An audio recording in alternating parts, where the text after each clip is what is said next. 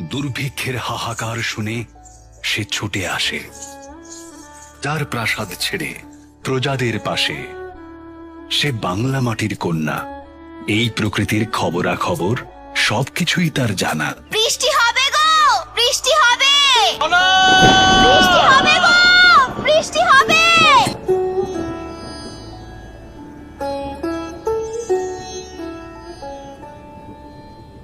আমি গণনা করে দেখেছি সোমবার প্রাতঃকালই যাত্রার উপযুক্ত সময়, তাই আমি সোমবারই যাত্রা করব। সোমবার তো নয়, মঙ্গলে উষা বুধে পা, যথা ইচ্ছা তথা যা, তথা যা।